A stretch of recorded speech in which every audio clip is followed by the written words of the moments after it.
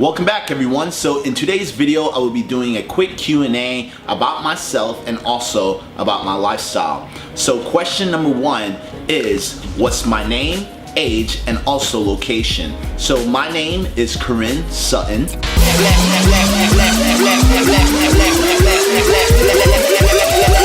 I am 33 years old and I live in Miami, Florida. Question number two, what do you do? So what I do for a living is I'm a 3-time pro bodybuilder. Also, I'm a master fitness trainer, health coach, and I have a degree in exercise science. Question number three, what 3 words would your friends use to describe you?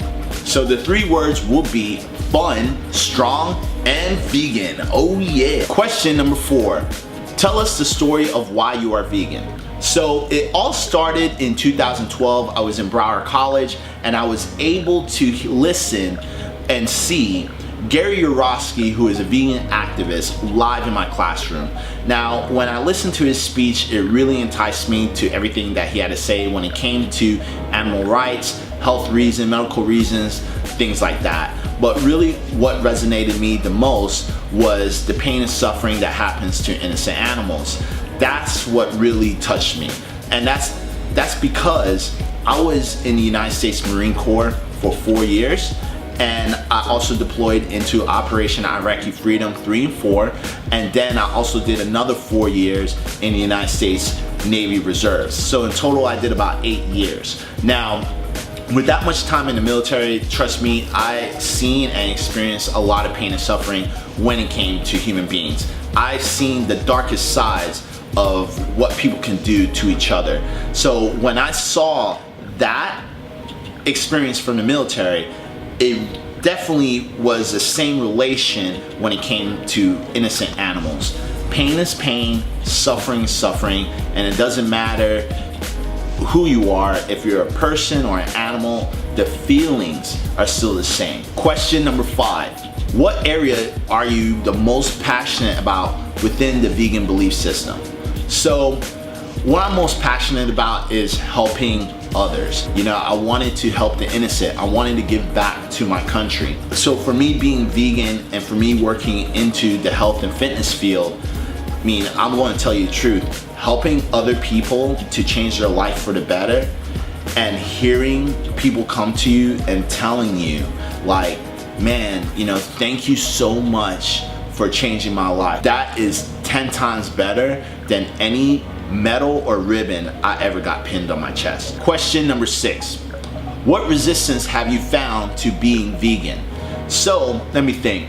I don't really have a lot of resistance. The only resistance I would say would be convincing others to go vegan. You can't push a belief on someone. So what I do for a living is I influence people from my lifestyle, from what I do as a bodybuilder. I mean, food plays such a significant part when it comes to changing someone from consuming meat going into a more plant-based lifestyle. Question number 7, what do you think would be the most effective way of convincing someone to become vegan?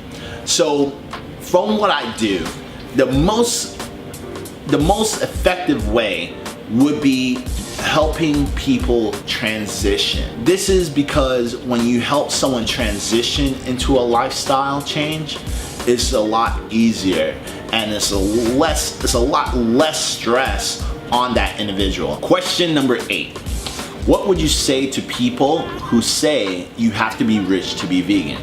Well, for those individuals, I would tell them that you don't have to be rich to be vegan. There's a lot of food that's out there that is very cheap. We just have to look at the cheap foods. So for example, you can always start off buying a lot of dry foods like beans and rice. You know, start off with foods like that because that's very cheap. For me, I personally don't think the foods are expensive, just because I know I am investing my taxpayers' money into something that I want to grow, and then also into myself. Question number 9.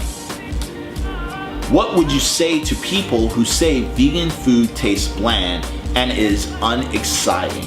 So for those individuals who would think that, I would say you are absolutely wrong. And this is where the mock meats foods comes in. You know, the mock meat foods, you can always start off with that. You start off with Gardein, tofurkey, field roast sausages, Boca, Morningstar. I mean, the list goes on. Also buy cookbooks. You know, there's tons of cookbooks that's out there as well. I mean, I have one too. And you could definitely do that to learn how to make delicious foods. Question number 10.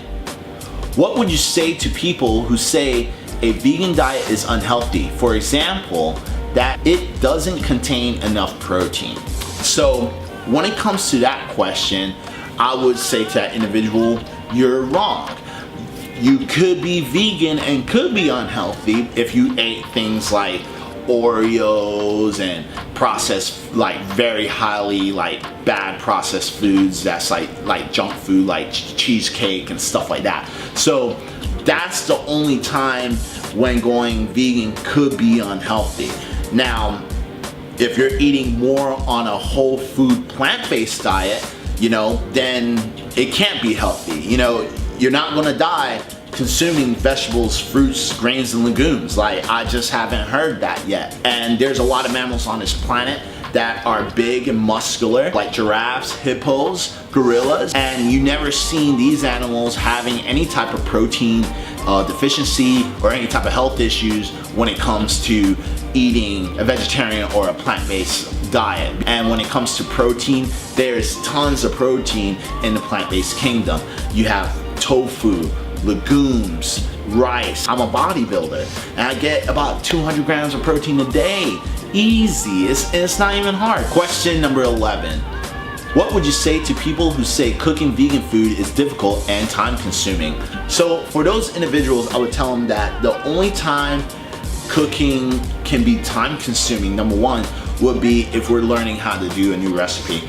And that would be the same if you were learning a new recipe when it comes to cooking meat products. Alright, so that is the end of the Q&A. I hope everyone liked and enjoyed this video. If you have any questions, please comment down below, and at the same time, I'm going ahead and see y'all later. So always remember, be vegan, live life fit forever. Peace out.